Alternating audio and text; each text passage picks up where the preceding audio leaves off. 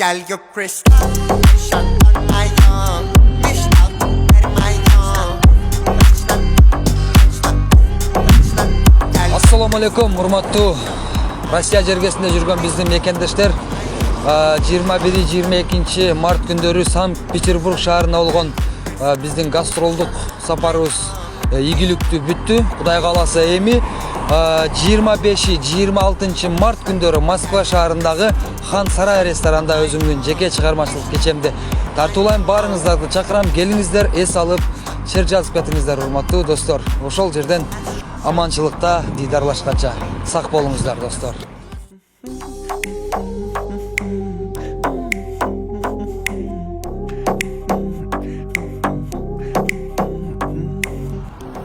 Достор, 25-26 Москва шаары Хан Сарай рестораны. Gel gök kristal Şattan